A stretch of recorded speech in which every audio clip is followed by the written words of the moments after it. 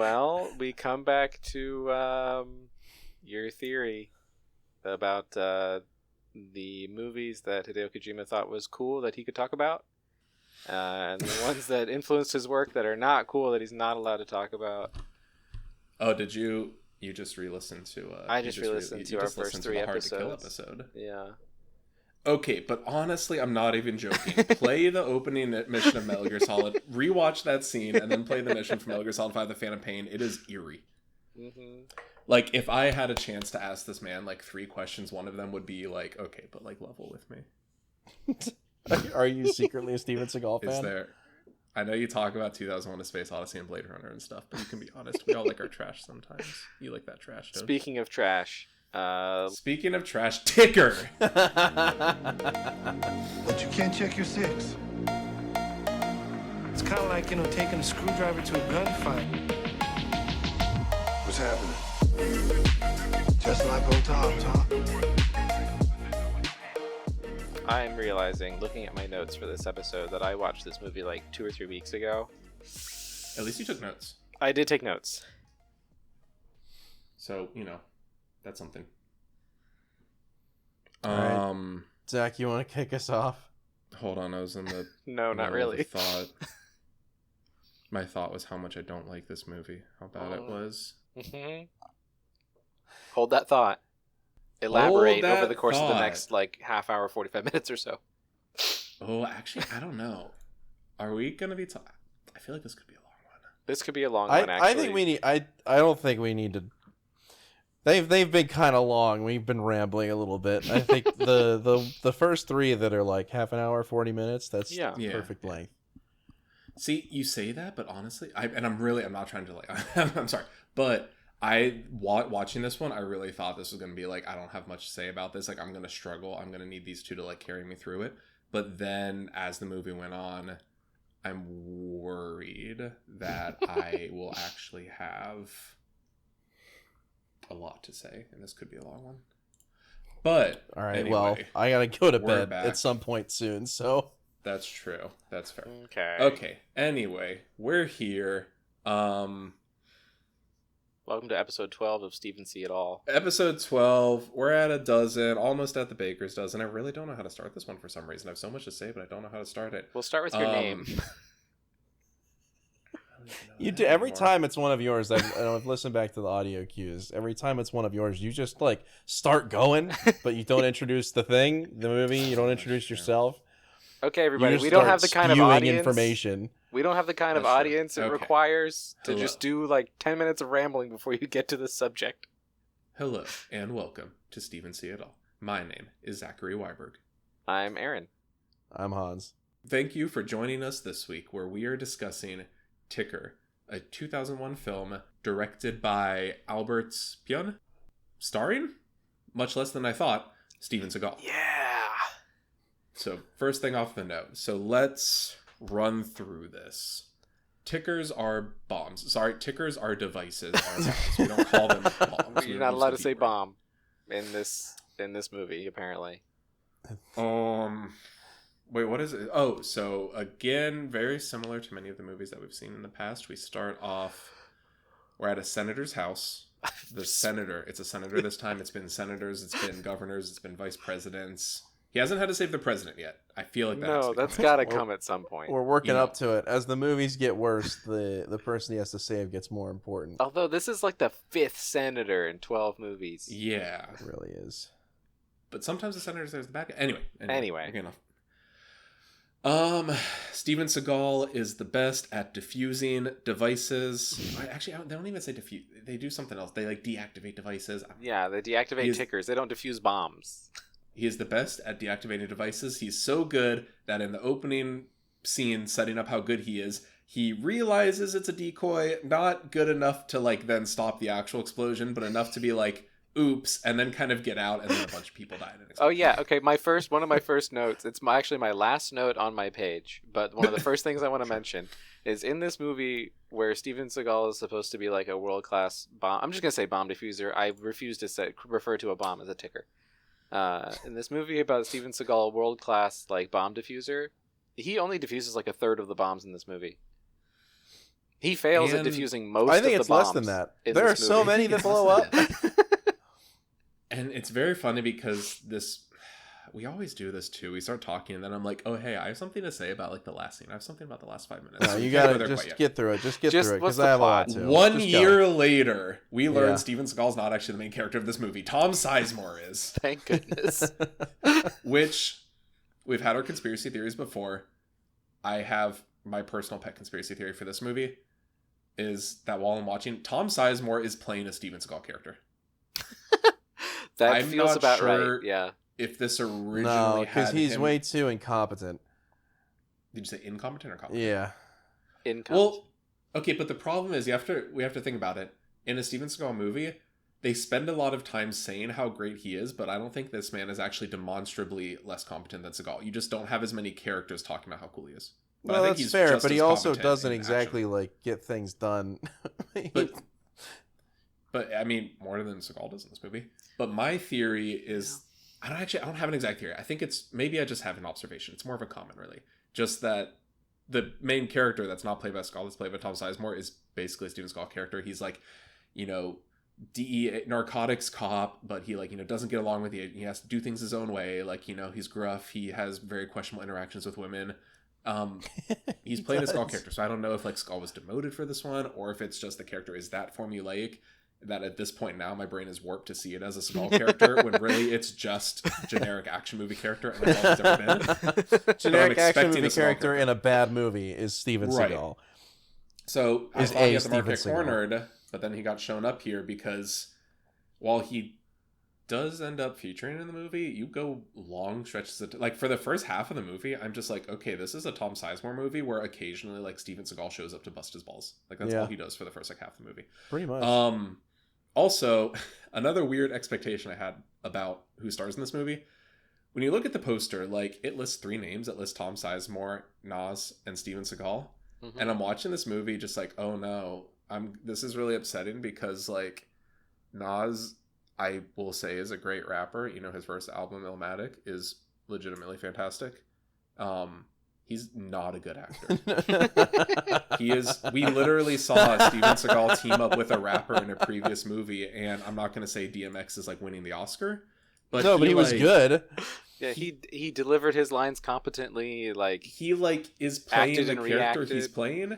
Yeah, he shows up to just be a cool guy in a turtleneck who turns out later to be a .com billionaire, and he kind of successfully does that.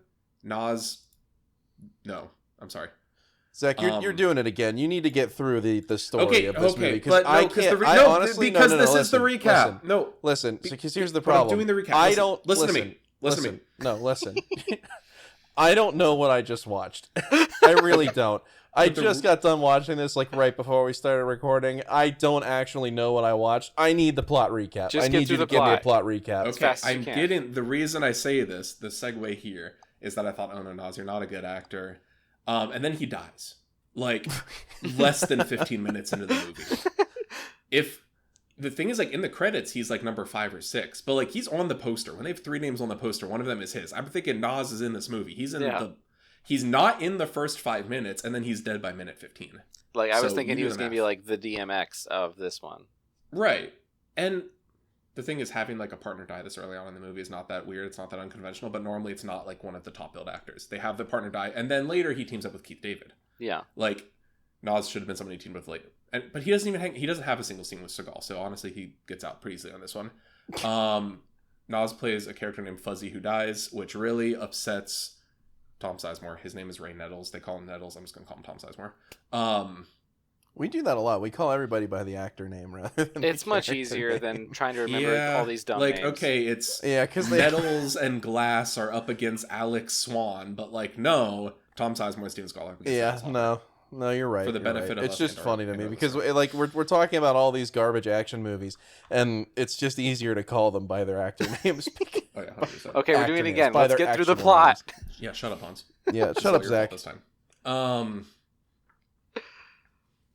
After Nas dies, this is where we first encounter the main villain of the film, Dennis Hopper, and I'm sorry, again, this is jumping ahead, but we've talked about how many of these Steven Seagal ancillary characters and actors show up in the Super Mario Brothers movie.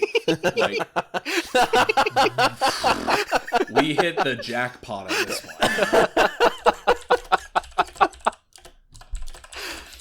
I really need to watch this movie. That's episode 51. I don't know if you do.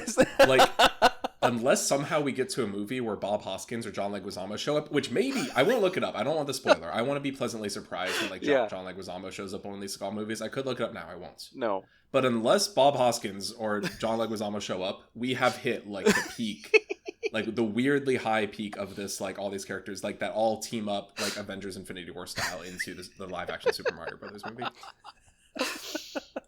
Dennis Hopper is here playing the least convincing Irishman I've ever heard. Irish Rick Irishson.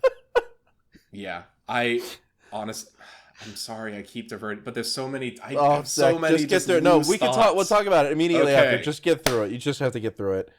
Okay, Dennis Hopper, but they flee, but they get Jamie Presley, the original Margot Robbie. The police manage to take her into custody. She's part of their gang.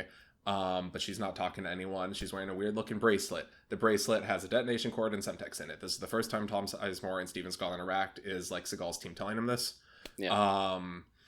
Then it's very weird because Glass Seagal initially like doesn't like is not teaming up at all. He is literally just like, don't come asking me for like. This movie, so I'm struggling with the recap. You said you need the recap. I'm struggling with the recap. He's like because the first time Tom Sizemore comes down, he's like, "There's a bomb in the building," and Seagal's like, "Okay, but you detective, you detect where the bomb is, and then I'll come in." Like he's a bombs expert. Device. He is a demolitions expert. His whole thing is like getting rid of bombs, and the guy comes down like, "There's a bomb in this building," and Seagal is like annoyed that this guy would even ask him for help. Like Seagal spends a good chunk of this movie avoiding the plot. Yeah, pretty much. He's just like, no, go away. And Tom Sizemore is like legitimately just like, okay. It's like halfway through this movie. One job. Halfway through this movie, you get the cue that Seagal was like, all right, I'll actually get up out of my chair and do the movie. Because that's what happens. He's literally just like chilling in his lab with his bros. Yeah, he has like his crazy NCIS team. Yeah, which this weird quirky team that does not get expanded on as much. No. But now he's teamed up. So they go and they find the classic like movie detective thing. They find a matchbook for a club, and of course, the second they go over to the club, the guy they're looking for is there at that moment. This isn't just some club he went to 3 weeks ago. But he tries to set off a bomb, but they stop him there. They talk to. I almost said Margot Robbie again. They talk to Jamie Presley again. They're like, please, like, no, tell us about the IRA that's trying to bomb these Northern Irish terrorists that are trying to bomb LA for some reason. They try to like straight up, they're like doing these like random remote bombings. Like again, Steven Seagal fails to stop like 5 bombings. They just keep doing these like random sporadic bombing, and then their plan, Dennis Hopper's plan, is to like pretend to be Jamie Presley's lawyer and go to the police station, which is very audacious, very bold. The other guy's like, nah, I'm out, screw this, and tries to leave. And I think maybe in the dumbest scene I've ever seen in any movie ever, Seagal manages to stop this guy from blowing up a bomb by like kicking the front of his car so the airbag goes off. It's okay. No, we're not talking. No, moving on. So now at this point, they've taken out most of the gang. There's like 3 or 4 people that are involved in this little gang doing their bombing activities, and now that there's just Dennis Hopper left, all of a sudden now they actually have like a whole team of like highly trained like terrorist leaders that can like plant their bombs for them. Tons of them.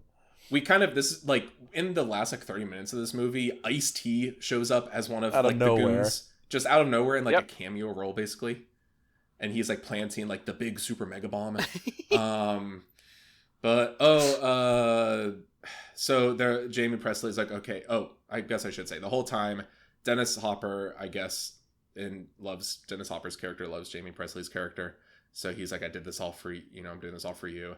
And he's like, you have to release her. I'm going to keep setting the bombs off. That's why they keep bombing stuff until they let her out. I think they just wanted an excuse to plant bombs. I think even if they didn't have her, they would have just been doing these bombings. Yeah. But he says, you have an hour. I'll do another bomb. You have an hour. So they let her go with a tracker because she seems to be cooperating. But then, of course, she gets in the car. She throws the tracker away. She's like, okay, nah, I'm with you. And then she goes to a phone booth to set crosses? off another bomb, but she actually sets off a bomb in the car that Dennis Hopper's in to kill him, because actually this is all to get revenge for her husband, who is an architect who designed the wing of City Hall. So now they're going to go blow up City Hall with like a super mega bomb that will like fill the entire air with gases that'll kill anyone who breathes, which is almost everyone. So they have to stop that. This is like literally at this point now that we are at the first time where what? Nothing. Go ahead. We are finally at the point now where Seagal is actually like moving around and doing stuff. The whole time I'm watching this movie, because Hans, you've raised this point before, like there's going to be a point where Seagal runs for the last time, and I was watching this movie thinking like, okay, I hope he ran at least a little bit in exit wounds, because it might be here. He's just been in a chair the whole time. He does like 2 seconds of like jogging. So I think we can reset that counter. He technically, he ran. He moves his legs in a speedy manner somewhat. We have some very bad, like incredibly bad action doubling for Seagal. Oh man. Oh no. Oh woof, that scene was rough. So Seagal and Sizemore split up for some reason. Sizemore goes to the basement, Seagal goes to the roof. Seagal finds the super mega load, a crazy bomb that's gonna kill everything. Sizemore finds another bomb in the basement, and like it's really very weird because they say there's 10 minutes on the timer, and then they immediately cut to a timer that has like 2 minutes on it. Yeah. And Seagal literally, like, he knows it's a dud. He knows it's the one that Sizemore is encountering. He knows the one in the basement is a dud, a decoy, but he still walks Sizemore through how to disarm it. And then he's like, okay, now I guess I'll deal with the one that's going to kill the whole city. Like, he waits a solid, like, I'm not joking. It's like 2-3 minutes where he's walking Sizemore through this. And then he's like, okay, that was like, he even says it's a dud. And then he's like, okay, now you're going to take this wire. You're going to cut this wire, brother. You're going to do this. And I'm like, why would you point out it's a dud and then still have him walk through it? And then, oh my god, so of course, okay, last thing, Seagal, of course, he diffuses the biggest device that's going to kill the whole city. I didn't realize how badly you can mess up a bomb defusal scene, because so many like generic movies have done it. It was so bad. It was so bad. Incredible. What's amazing? Here's what it is. You know what the funny thing to do is? The big climactic bomb that's going to kill the whole city when you finally disarm it. Don't like show the timer when it stops. That's how you make it piss me off. Here's a trick if you want to make it bad: is you just have him kind of cut the wire and then just like walk away, but like don't actually really act like he just disarmed a bomb. Like, he doesn't want to be here. He's phoning it in. Every single person in this movie is phoning it in, and that's it. We're at the end of the movie. That's how it ends. And then the credits roll. Like, just peters out, and it just starts playing like this jazz music over the credits. It's garbage. Okay, I'm really jumping. Normally we talk about star ratings at the end. For the past couple weeks, I've been kind of a little. It's really hard to say what's truly the worst Seagal movie. Like, I'd probably lean towards Glimmerman, but at least Glimmerman has like some kind of entertaining moments. That's gone. That's not the worst anymore. No, this is by far the worst. Here's the stupid thing. You just ran through that whole, like, you talking about the plot of this movie sounded like an insane person rambling on the steps of the local library with tinfoil on their head. Because it's not a movie. It's just a bunch of nonsense. And I'm glad that I actually did follow along as well as I thought I did, because that's exactly what I thought it was, and I thought I was wrong. No, it's just a bad movie. It is not a sequential string of events told through narrative cinema. No, it is just a thing happens. Then I don't know. I guess another thing happens. You want to hear my conspiracy theory? And then it's done. You want to hear my conspiracy theory? This was written as a season of television in the style of NCIS. Okay, and was condensed into a 90-minute movie. I like. I could see that. Because I could believe that. Because so like let's talk about Seagal. The whole thing. This entire podcast is about Seagal. I don't know if you picked up on this. Yeah, crazy. What a concept. I don't know if you picked up on the fact that this podcast is about Steven Seagal. But let's talk about Seagal and his team in this movie. Like, it feels very much like a team that you would put together for a TV show about like a bomb defusal team. Yeah. Like, there's every character in that group hits some sort of like quota for a TV show in that vein. Okay, except I will say we don't get anything the about team with like the there's the woman with like the dyed hair, and she's talking on the phone, and she's like, yeah, I was at the concert and I was making out with this guy, and then like my lip ring got stuck in his earring. Okay, anyway, I'll talk to you later, Mom. Yeah. That part, I'm like, that was peak. That was too much, whatever her character is. I know the character they're trying to make. I've seen this character on TV. It was like too much of that. Yeah. In that one scene there. Yes. They need to turn her down, and that's like the only line she has in the movie, and it's too much. But they feel like a late 90s, early 2000s, like Hack the Planet is what I was thinking of. Yeah. Or Hackers. No, I think like the NCIS comparison is also very valid. Yeah, that's what I was thinking the entire time. No, I could 100% buy that theory. That even if it like at no point was going to be produced as a TV show, that like some kind of spec script was written with like the pilot of a show in mind. Yeah, I can see that. They couldn't. So like my theory is maybe they were thinking about it as a TV show, and someone thought that we're just not going to get a fun like Seagal's not going to sit down for a TV show, or like we're not going to. Seagal's not going to stand up for a TV show. Seagal will sit down. He's not going to dedicate himself to one project for that long. That's true. Although in that case, but now I'm picturing this like police squad, and Nas is like the like special guest star that dies during the opening credits joke. Yes. Special guest Nas, and then you just see him immediately die. No, okay, so it's actually really funny that you say that, because I was thinking about Police Squad for this movie as well. And you remember somewhere in there, Tom Sizemore goes to visit this like homeless woman to get information about something. It's the guy that's the shoe shine. It's Johnny, the shoe shine guy. Oh my god, so you're right. Out of nowhere, I don't know why, but out of nowhere he goes because he needs information on like the car they were driving or something. So he goes to visit this. I don't know if she was a homeless woman or not. Kind of looked like the character was supposed to be, but I don't know. Yeah, she's kind of like an informant. Yeah, and asks her like, did you see anything? And then she starts reciting off license plate numbers and car models of the car that they were driving, so that he can go track them. Just like this, like all-knowing person that just was able to give him the exact information that he needed at the time. And the only thing I could think was, this is supposed to be like an action movie with some kind of with drama and like. I don't know, and I'm sitting here thinking like, this is just Police Squad. This is when a fireman comes over and says like, there's a fire down the block, and it slips Johnny $1, and he says, okay, I need you to bring this particular kind of fire suppressant because it's a furniture warehouse and there'll be lots of like smoke from the whatever. I don't know. It is 100% that. You're not wrong. It was ridiculous. If we're gonna give them a little bit more credit, it's a Sherlock Holmes reference. Why would you watch this movie and want to give anybody credit? I understand what you're saying, because Sherlock Holmes is also like, you look at him and he's like, oh, he's just like, this drug addict, like, he can barely hold himself together, and then he's, I can tell by the angle of the eclipse at this time. Well, no, like what he does in some of the stories is he like goes up to homeless people and he talks to them and gets information about what's going on in London by talking to homeless people. Yeah. No, you're right. Fair. So they could also be going for that, but it's very weird because you see her for like 4 seconds earlier in this movie. Yeah, there is a little bit of a setup. He doesn't even have an intuition, like maybe I'll go talk to her. He just happens to walk down the alley where she is, and then she tells him like, oh, he was on this. She does like a Rain Man, and it's just like, oh, it was like this license plate on this car, but at this day they turned it in for a rental. Now they have this car with this license plate. Like, yeah.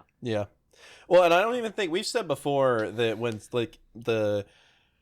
when the scenes don't really line up, when the story doesn't really make sense as a whole, but when you take into consideration that there were probably scenes in there, probably other bits of the movie that were cut out to appease Seagal's ego, like that's been our running theory. I don't even think you could make that call with this one, because there's not a whole lot of Seagal in it, and the parts that have him in it I say they flow. In the context of this terrible movie, they flow. They don't really flow, but there's no missing context there. The missing context is all stuff around Tom Sizemore's character. Okay, wait, Hans, do you want me to blow your mind real quick? Show? Let's hear it. I just scrolled over to a certain IMDb.com, and the first piece of trivia that I see is that the director, Albert Piron, hates the film and has publicly apologized for it several times. He goes on to say, that's obvious. Anyone should apologize. As just, That's not the fact. Wait, you said this is the director? Yeah, the director has apologized. The director has apologized for this film? But listen. I need to. I'm addressing your previous point. He says that the studio cut off funds halfway through shooting, and then they just like took the movie from him and spliced in archive footage that they had. Okay, that makes perfect sense because damn. Okay, I thought something like that had happened, and here's why: the first bomb defusal scene has multiple shots of completely different bombs passed off as the same bomb. Okay, yes. And I have something to add to that. Like shot that in different aspect ratios, like it's different lighting, it's completely different. It actually makes a lot of sense now that you say that as well. Because one of my notes here, you said that Jamie Presley, when she's like released and she gets the ankle bracelet or whatever, the tracker off, and she's driving away with Dennis Hopper, and then she goes and gets out of the car and like makes Dennis Hopper think she's going to blow up something else, but she actually blows up his car, right? When he picks her up, they're driving a BMW 3 Series. It's a 323i, or I don't know, it doesn't matter. They're driving a BMW, like a relatively new car for the time of this movie. And then when she blows up that car, it's like an old 80s, it's like an Oldsmobile or something. It's an entirely different car, different grille, different doors, different everything. And you only see it for a split second, and then it explodes. But it like that actually makes a lot of sense. If they didn't have the footage of a 3 Series exploding, they just kind of spliced in an old car exploding. So this is something now that we've learned this fact. Now I'm like going back and thinking about things, because the whole time I'm just like, shots aren't connecting into one another. No, not at all. And I know the way movies work. You can have like a character look at an object. You can have a close up of that object, and that close up could have been filmed 5,000 miles away, like on a studio lot. Like I understand it's all fake, but normally like the point of a movie is you don't fully realize that. Yeah. The constantly throughout this entire movie you're noticing things like those, like continuity errors, but also just like weirdly repeated footage, weirdly footage, like scenes, not even scenes, just like shots within scenes that don't connect to one another. Like a character like pointing to the, let's just say like pointing to the left shooting a gun, and then it just like cuts back to him and he's just running like to the right, like just completely opposite direction. Yep. But it's funny now, I feel like I do not want to rewatch this movie, but now knowing this, I feel like I would would pick up on even like so many more of those. I also just see here the final helicopter / rooftop sequence consists almost entirely of footage from The Peacekeeper, a 1997 film. They just had to splice in just like stuff from other movies. That tracks, yeah. Oh, interesting. He also says apparently in the commentary track for the DVD, the studio took the film from him and edited it into, quote, the Steven Seagal action film they wanted. Oh. Also, scenes from Sweepers 1998 were spliced into the film in the opening sequence. Okay, so I had the whole time I'm watching this movie, especially for that, like for every scene, but especially the action scenes. We've talked before how there's like these continuity errors, like Steven Seagal picks up a gun. And then when we were watching, what was the last one that we did? Exit Wounds. Yeah. He like in the opening scene like picks up a gun, and then like he was holding another gun. But it's like, entirely sound different effect gun for the gun he's not holding. Yeah. But this takes it to a whole other level. I was like the whole time watching the action scene, I'm like, I have no idea what is happening. We do not have a clear image of these people fighting these people. It is just unconnected montages of people firing guns in literally a different direction every single shot. That makes a lot more sense. They're literally it really does, because I was confused. One of my notes here is that Hey, did you know this was filmed in 12 days? 12 days? Okay, also, I know you're going to say something else, but also real quick. So when you mentioned that scene where Dennis Hopper and Jamie Presley are like in the car at the same time. Yeah. And you mentioned like they get in a car and then another car explodes. Yeah. I actually, when you first started saying that, what I thought you were going to say is the thing that I noticed, which really sticks out, is can you think of the last time you watched a movie where two characters are riding in a car together, having a conversation for like more than a minute long, and you don't see a single shot, like you do not have both of them in the same shot at any points? Like while I'm watching this, it is just like, it is literally this character profile. They are not back and forth.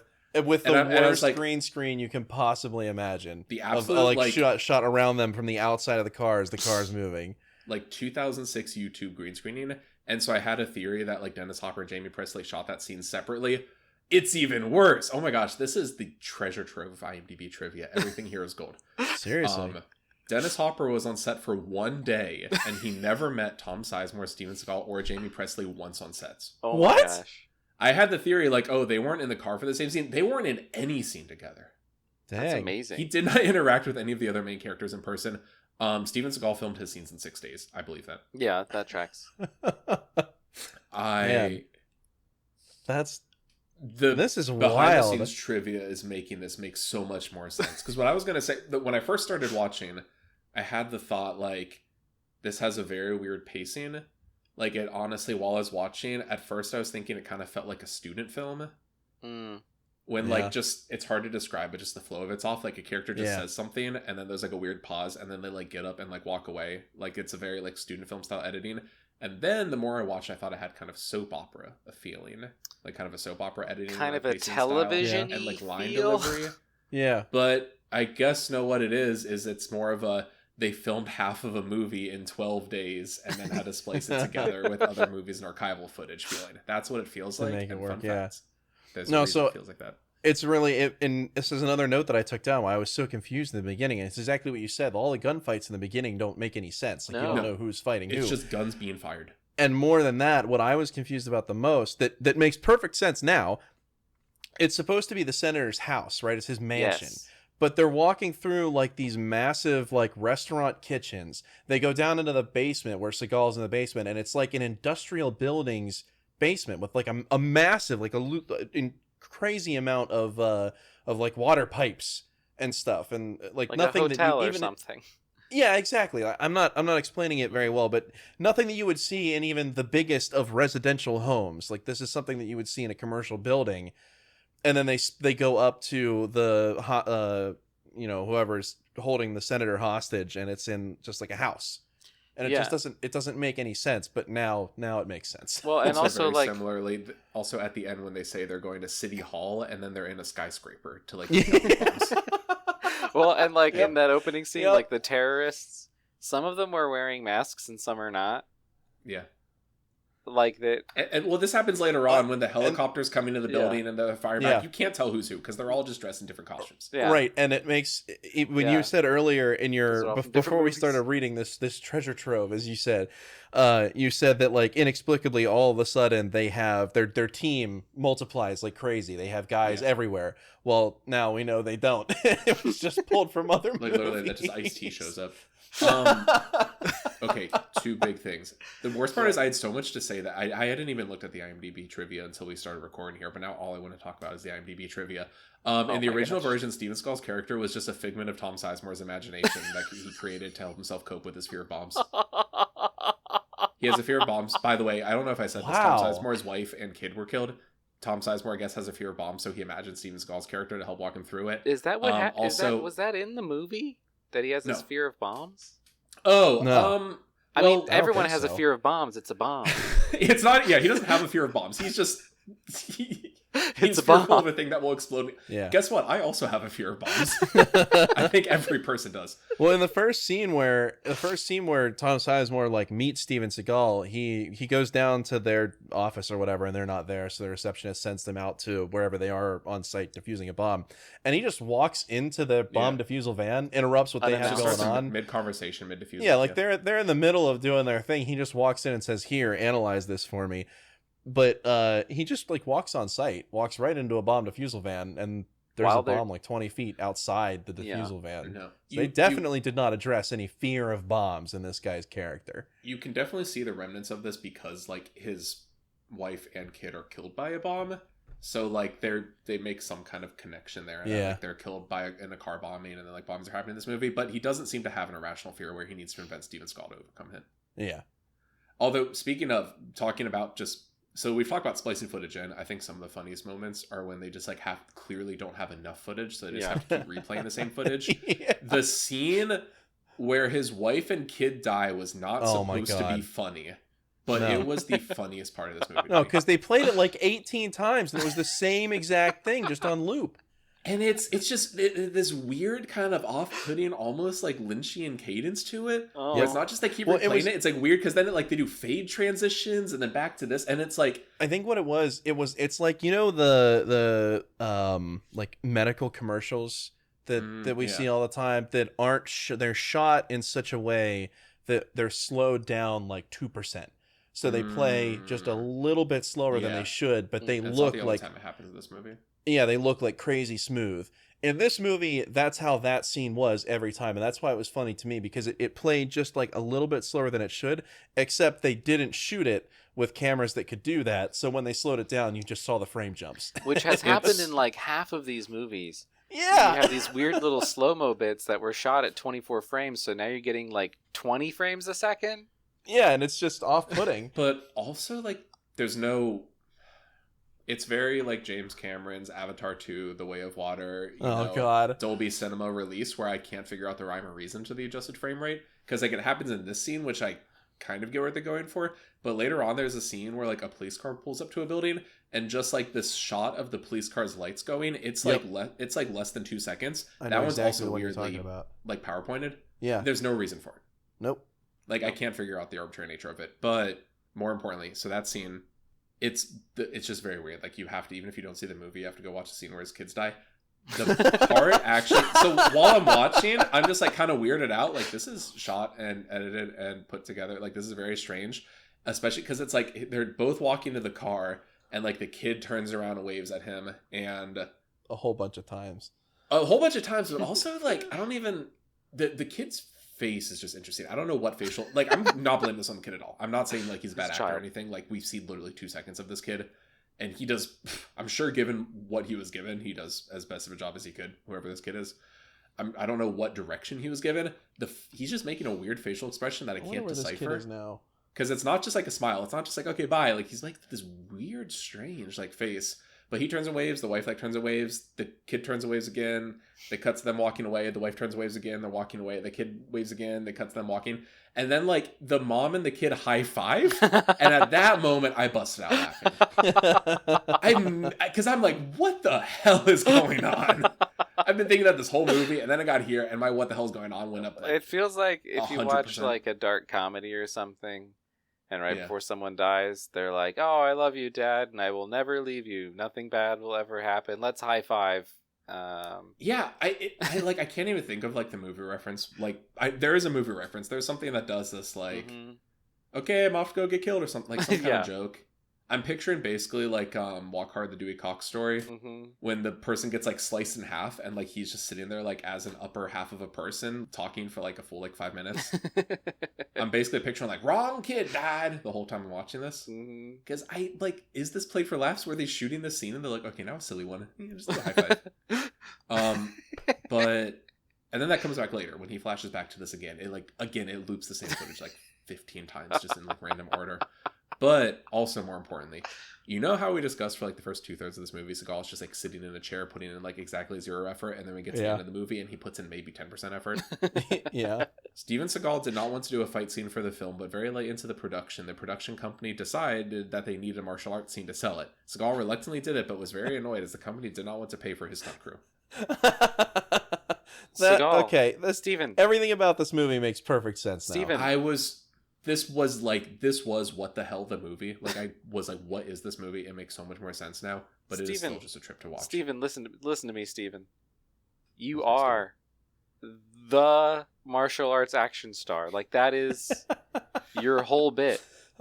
Actually, Jackie Chan is the martial arts action star. Okay, but like actually, no Bruce one. Lee is the martial I'm very arts sorry action star. that you have actually, to hear Bruce this. Lee is the no, martial arts action star. anybody's actually, gonna. Michelle Yeoh is the I'm martial very arts well. action star. What I want to say anybody's is gonna jump in on that and say that to Steven Seagal, and Steven Seagal is gonna say, no, they're faking it. That's true. They don't actually do that stuff. He is the Aikido action star. Steven, I know, I hate to break it to you. No one watches your movies because of your acting. They just don't. That's not your strong movies because of the Aikido. That's okay. Either. Steven, I hate to break it to you. No one watches your movies. But like, you can't walk onto a movie and say, I'm not going to do an action scene. He didn't walk on a movie. He rolled on a movie. He did not leave his chair. You're Steven Seagal. You have to do an action scene. That's like the whole point of getting you for these movies. In fairness, he did sign up for a movie where he was supposed to be like the imaginary character of Tom Sizemore, so that he would not be afraid of bombs. That's like, what I was going to say.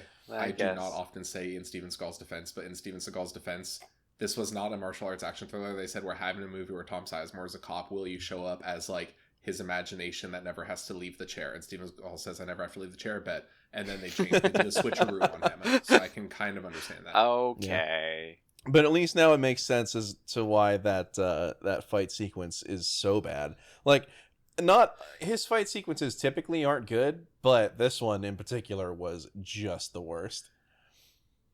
Okay, real quick, I'm sorry. At some point, I'm gonna stop mining the IMDb trivia page for gold, but the gold is still coming. I found a rich vein. I can't support your theory. I'm getting close to the end of my list, so we can keep rolling. I can't support your theory that this was supposed to be like an NCIS TV show, but in the late 90s, this was originally supposed to star Chuck Norris as a TV movie for Turner Broadcasting. That works so well. That makes so much more sense. Everything about this, it's all coming together. It's all. I can feel the like. You dumped out the puzzle box of this movie and all the pieces are there and it's not forming. Yeah. I don't know what's going on. The puzzle's assembling. We're finding the edge bits. Yeah, we're moving towards center. But yeah, to your point, Hans, like I know last episode I complained about exit wounds where like they would have him do like some weird kind of like flip to the side and kick a guy with both legs and then he stands up and his arms have not left his side. If you thought that was bad, this is great because you literally just see arms flailing. And then they cut to Steven Seagal's face with a completely different lighting and background than where, like, and then back to the arms and legs flailing, and then back to his face, like. And those cuts are it's like such an odd smash cut because it's the cut of the action, so that you're not supposed to be able to tell that it isn't actually Seagal doing it. The cut of the action is like a half second, and then you spend 2 seconds on Seagal's face, and then a half second of action, and then 2 seconds on Seagal's face, and it's so weird. It's incredibly jarring. That's why this movie hurt me. This movie, I felt that this movie did violence to me. Really, that bad? I had a horrid time watching this. I have one last thing, and then I think that exhausts my list here. Okay. We made Police Squad reference earlier. This movie made me think of Archer a lot, but I think the most was when he's walking, Seagal's walking Tom Sizemore through defusing the fake bomb in the basement, which is already a pointless endeavor, as you already said. But as he's doing it, he's talking him through defusing this bomb as if it's like a known product. I don't know how to say it. He's like, if you feel the back, it'll have this thing. And I'm like, just move your thumbs slightly to the right, as though every single one of this kind of bomb is wired exactly the same. Every single improvised explosive device uses the same casing and construction. Exactly, and he talks about the colors of the wire, even though Tom Sizemore can't see them. He's like trying to feel for it with his hand. Like, it doesn't make any sense. And the only thing I could think of is the one. There's an Archer episode early on where they're on the blimp, and Ray is back at the office and he's walking Archer through defusing the bomb over the radio. Yes. I'm not even going to try to explain that scene. Just go watch it because it's fantastic. It's like also literally like the second episode of the TV show. Yeah. So you don't have to get that far. And it's also 11 times better, 100 times better than this bomb defusal scene in Ticker. Also, just that like the entire time, again, when we talk about like reused footage, like it's just they're just going to Tom Sizemore's face, they're having Seagal say something, and then they're going to a random unconnected shot of Tom Sizemore's hand, and like he'll say like, oh, move your hand to the left, and he'll like the hand will be moving to the right. It's like it's not at all doing what he says move your thumb slightly to the right is what the line is, because that's where I was like, how does he know? It's complete nonsense, obviously complete nonsense. And then the line is move your thumb slightly to the right, and he doesn't. He moves his index finger and his middle finger to the left. And that's like that entire last scene, which again is being done for nothing, no reason. I have a couple notes that one mystery that I want you to help me solve. Why are half of the characters wearing leather jackets? In LA. I don't have an answer to that one. Again, it's like Seagal just shows up and I just thought this guy's acting the head, but no, it's like everyone. Like Dennis Hopper is also wearing, like they're all. Also, okay, we haven't gone. Everyone's in a leather jacket. I'm sorry, Dennis Hopper. Overall, I'm not going to say he's a bad actor. He's been in some truly great films. The whole time, we just keep thinking of like references to other things this movie is making us think of, like Police Squad, Archer, everything. The whole time I'm watching this, I just keep thinking of that Family Guy joke where like Liam Neeson doing a cowboy accent. Because I guess that's the thing about this movie is ordinarily like we would say like there's weird Seagalisms, but like other characters are like doing their own thing and sometimes they can redeem the movie, sometimes they can't. The Seagalisms are extending to the other characters in this movie. They're all wearing the dumbass leather coats. Yeah. And like they're all like they just he just chooses when to have an Irish accent or not, and there's no consistency to it. No. But even when he's trying to have the Irish accent, he's like, I am an Irish terrorist, and I am going to blow you up. He does like overpronounce everything on purpose. So I'm thinking of that, but there's also, what is it? At one point, like, I think maybe the funniest line that Dennis Hopper delivers was like when his partner is like, nah, I'm out of here, JK, like, you know, I'm betraying you or whatever. He does something like, I offered you fame and glory and being something bigger. Like, the delivery of it is wild. What are they even trying to accomplish? Like, I never quite figured that out. Her husband was killed. We know Jamie Presley's motivation. What are the what is this terrorist organ? What is the IRA doing in Los Angeles? Dennis Hopper's in love with Jamie Presley. That's it. But so he blows up buildings? Yep. That is literally the only connection. There isn't another one. I genuinely, so this movie came out in 2001. I'm not sure if you're familiar with the period of history in Ireland known as the Troubles. Yeah. When I pulled this up on Plex and I saw the description and it was like Northern Irish terrorist syndrome, I was like, oh, this movie, interesting choice. This movie's going places. And it wasn't an interesting choice. It doesn't matter what the hell. It doesn't have anything to do with it at all. They could be from literally anywhere in the entire world. It would change nothing about this movie. They're the least convincing Irishmen doing something that has absolutely nothing to do with being Irish. Yeah. Aaron, what else you got on your list? I asked myself, is this movie censored? The audio cut out for a second during like a couple parts. Like it sounded like a character was like you could have inserted a curse word into a couple moments where like the audio cut out weirdly. Maybe, I don't know. There were also just some parts where it definitely felt like they were overdubbing characters, like you didn't say anything. So I just think that's probably funky editing. I don't think it was censored. There were definitely some dubs. I don't think it's like fairly tame as far as it is. go. That there's not a lot of swearing. No, it is actually. That's a good point because I just looked up at Plex and I see that it's rated R, but I don't know why it would. There wasn't anything in here. There wasn't even any blood. Anybody who got shot, like they did the like old timey, hand over the chest and like writhe in pain, but there was no fake blood or anything. I'm actually really. I don't think anybody swore. No. Why is it rated R? Yeah, it's gonna be solid PG-13. This one sucked. This is a bad movie. This was just a really. I have two more notes. This was just a bad. Wait, hold on. I need to try to get the intonation rights. Oh. Of Dennis Hopper. Okay, 1 second. This makes I offered you a chance to be part of history. And fame and fortune, you fool. That really stuck out. His delivery there. Really captured Dennis Hopper there. I really captured, King Koopa himself, Dennis Hopper. Ugh. We're gonna have to do it, Hans. I hope you know we're gonna have to do a bonus episode where we talk about the Super Mario Brothers movie. That's for I'm 100% on board. I need to watch it. We've talked about it so much, and I didn't even know it was a thing until a couple episodes in. I kept asking you. You said live action Super Mario's. I said I don't know why this is such a bad, like a terrible thing, and then I was informed that this is a universally known. Oh yeah, the worst movie ever. Yeah, but it's kind of like when. In the explosion of Pompeii, when like all the dust settles and like the dead bodies then like over time like disappear, so you have like the gaps where like bodies used to be. So ordinarily we're talking about the body when we're doing the Steven Seagal movie. We need to talk about the weird kind of hollow like lack of the body, like the non-Seagal but in all ways forming the outline of Seagal movie. That is the Super Mario Brothers live action film. Like there are so many connections here.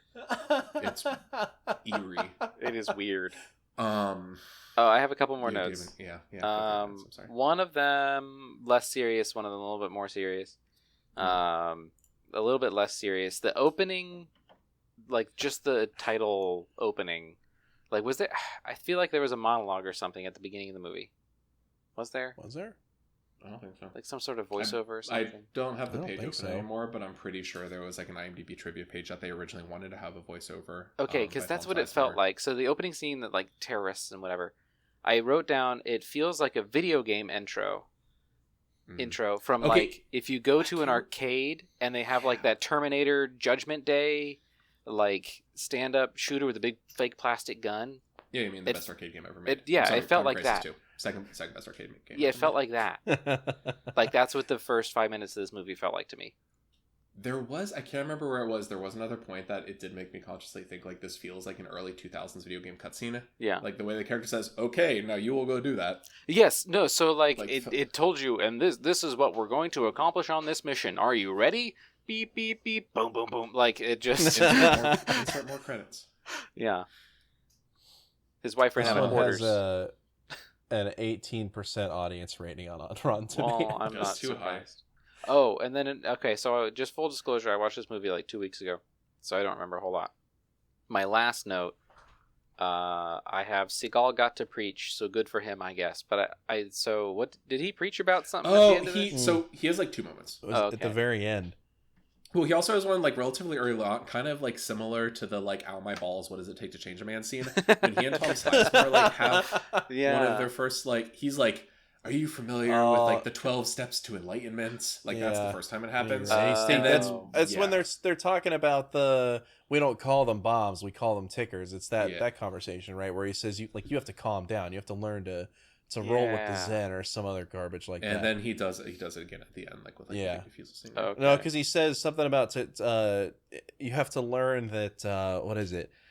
You have to learn that life, like death, isn't the end. Life is just a stage on the playground or something like that. Yeah, I don't remember the exact words. Well, but he basically tells Tom Sizemore that his wife and child aren't dead and that he can talk to them. Some sort of but if this whole time Seagal was a figment of his imagination, that would make more sense. That would make sense. He's like a ghost, a bomb defusal ghost. Well, because it's kind of what you're thinking of is at the end. It's kind of split up when he first starts talking like to Tom Sizemore, like, "How do I do this? I can't do this. I have an irrational fear of bombs. I don't know how to defuse this bomb." And Seagal says like, "You need to calm down. You need to accept." And then like afterwards, he says something like, "If you try and reach out, you can talk to them." Yeah, that's it. It's so as they're like literally walking off into like the sunrise. It's very weird. Ooh. Seagal definitely tries to talk like a black man in this movie again. It's strange every time he says really weird. "brother" and like "my man." Like it's.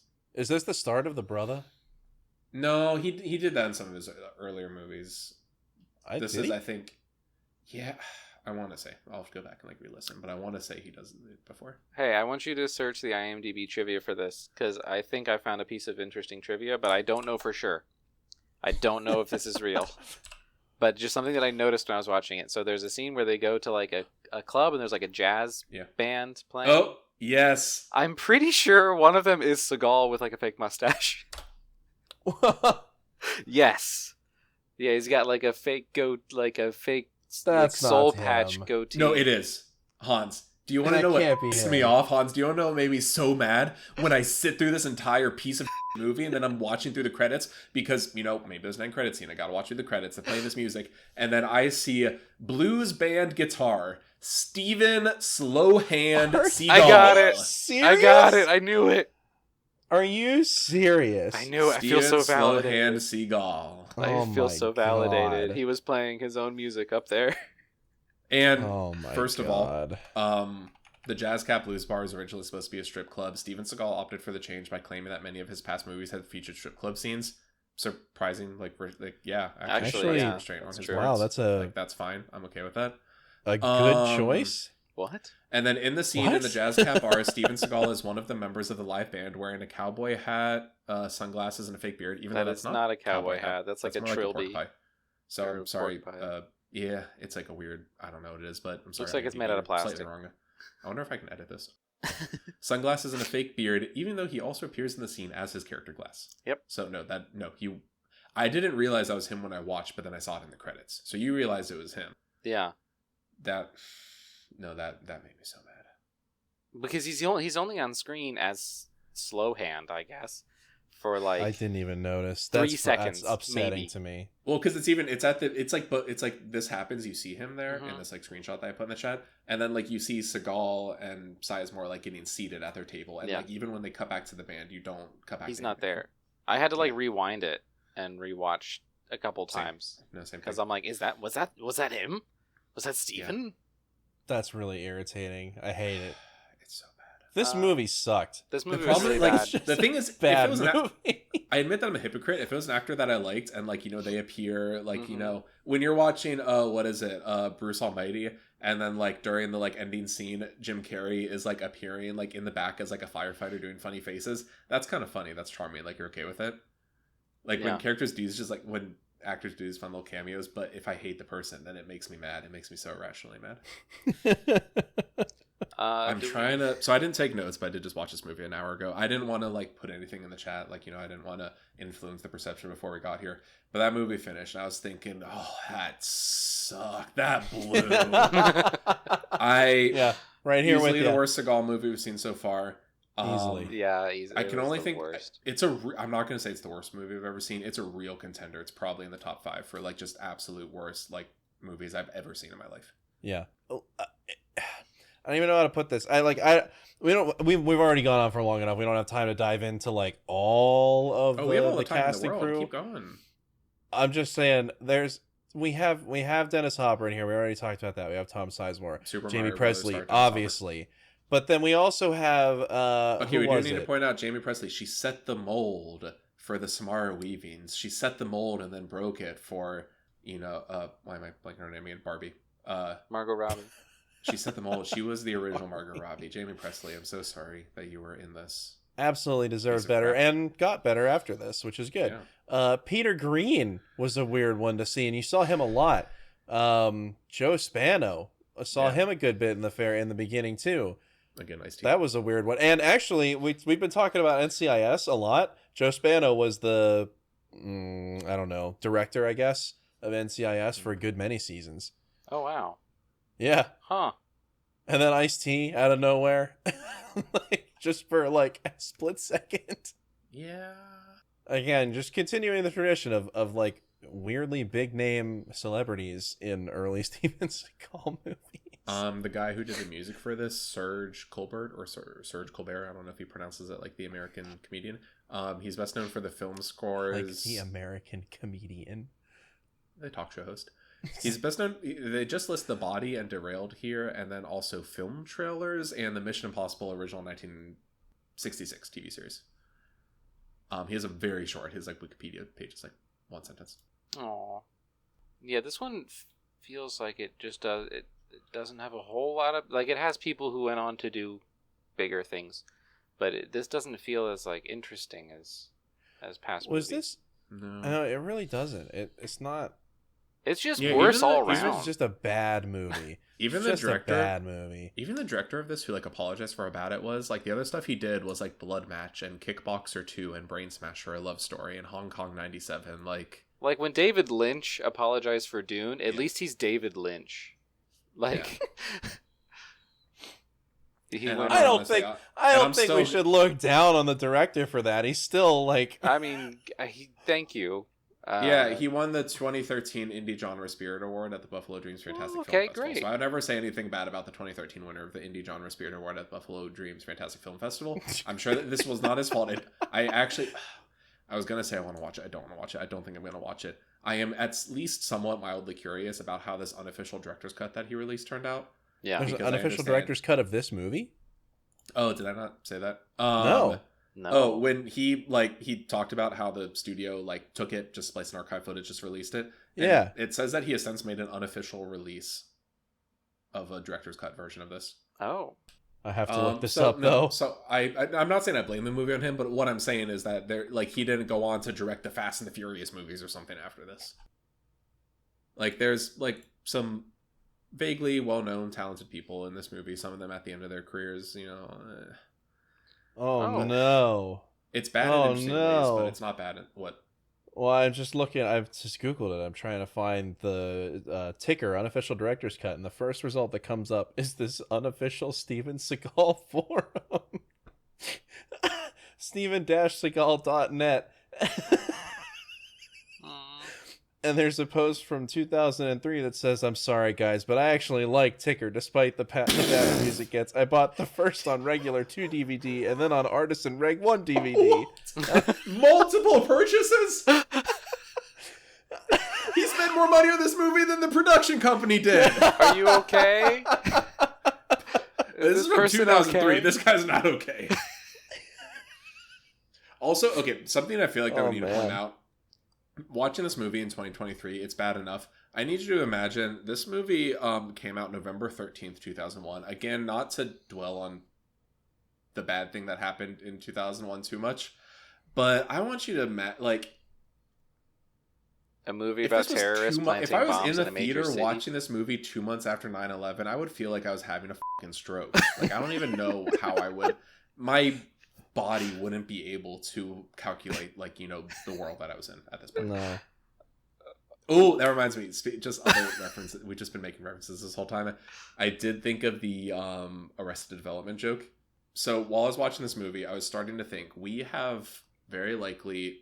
It's maybe too early to say, but I think we've kind of. There feels like there's been a shift, even in the earlier movies, that they'd be like bad but have some kind of weird redeeming quality or some kind of like interesting gem there. And Steven Seagal was never the good part of it, but he was kind of like ended up being in some passably okay movies. I think we'll watch, you know, the next 2 or 3 to confirm. But my theory, I'm already positive, not even a hypothesis. I don't even have a theory. My hypothesis is that this is like the first major shift. This is like we enter not leaving. We already entered like direct to DVD Seagal, but this is like he's actually treating the movies a different way. He's not even trying anymore. We're entering like not leaving his chair Seagal. We're entering like I think we're seeing an epoch here. We're seeing like a shift in the type of Seagal we'll be seeing. And just the fact that this movie came out in November of 2001, I was thinking of that joke from Arrested Development. You know, I'm not really sure what really made Steven Seagal's career go downhill. I'm not really sure what made, you know, Steven Seagal go from like a bit of a laughingstock to like, you know, the biggest laughingstock on the planet.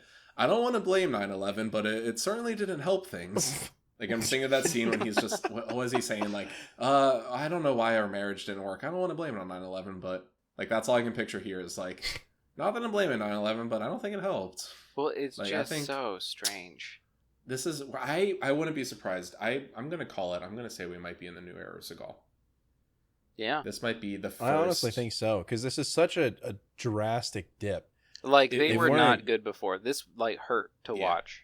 Yeah. If we dig through, like, the geological layers of, like, Steven Seagal movies, I think this is, like, we're seeing a new period. Where, like, there's a change in, like, the atmosphere that made, like, the soil show up differently here. Mm-hmm.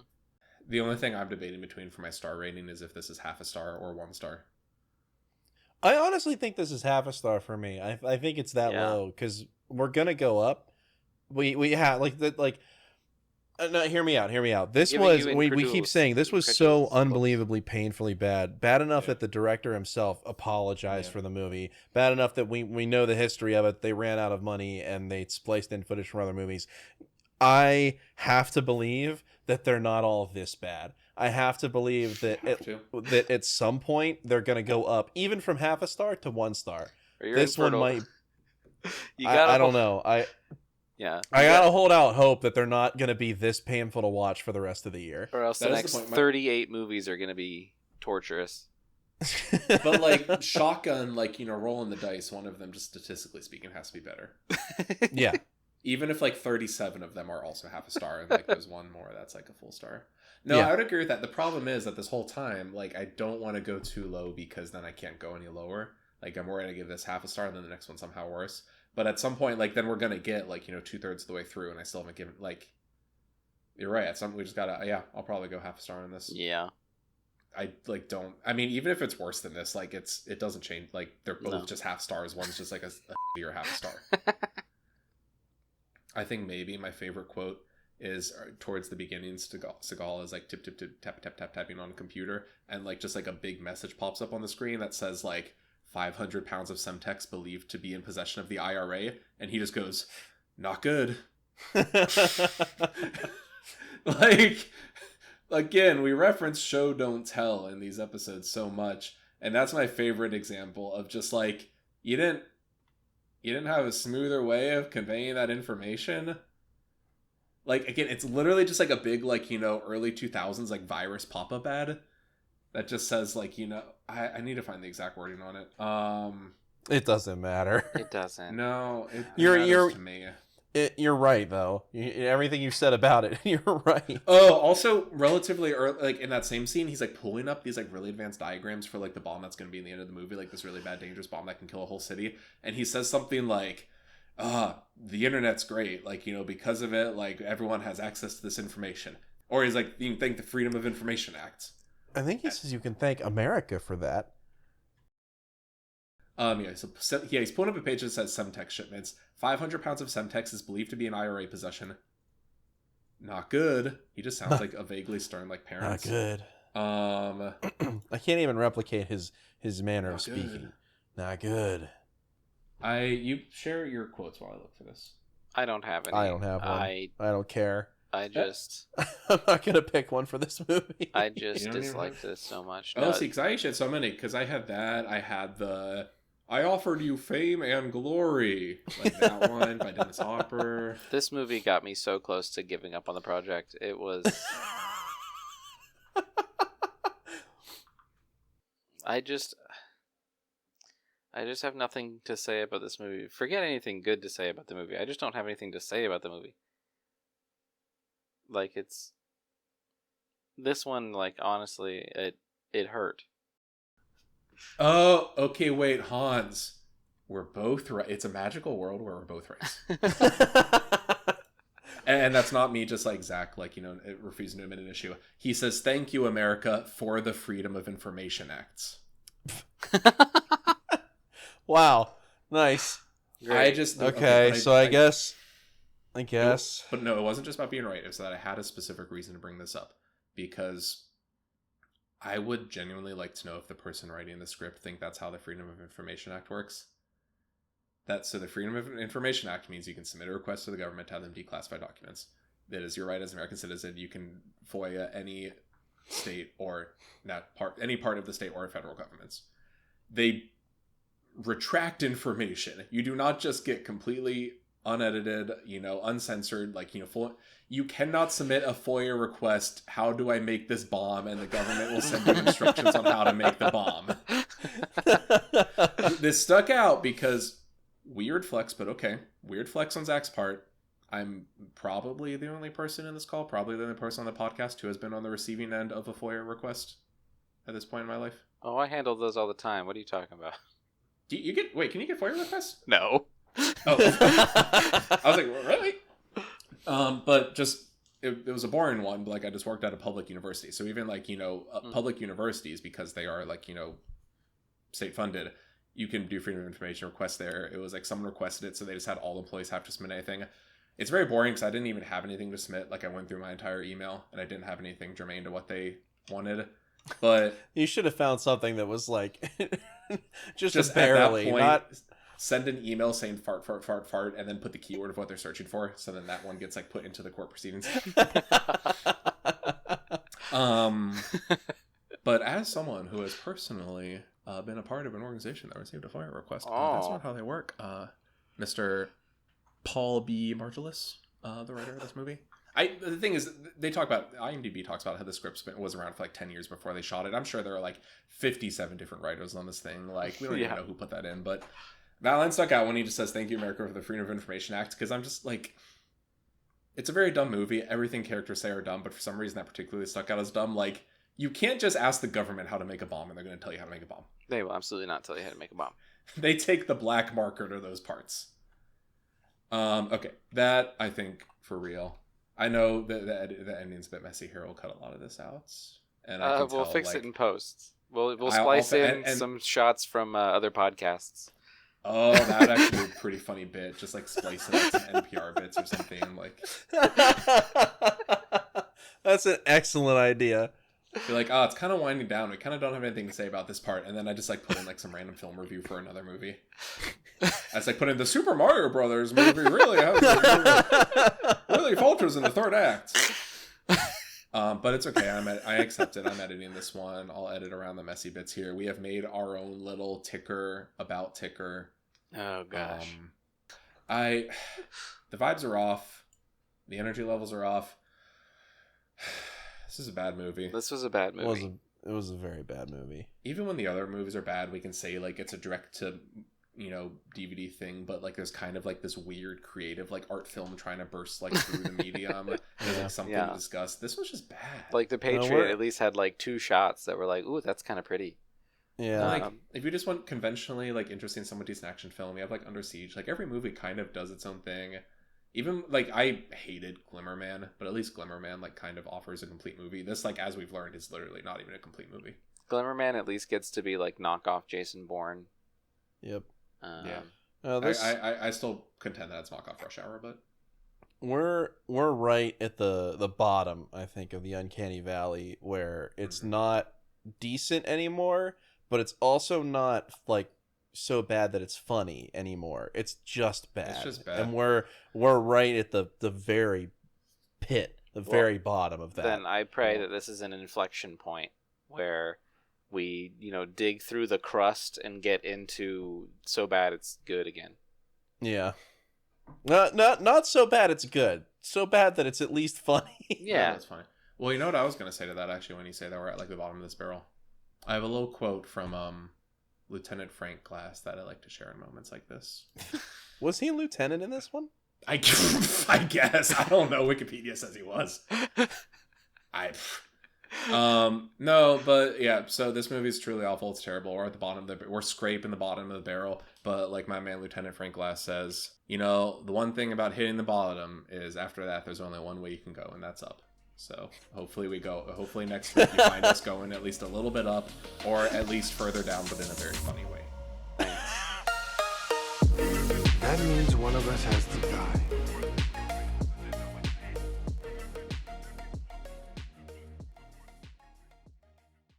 Don't mention it, brother. Yeah, join us next week for Half Past Dead.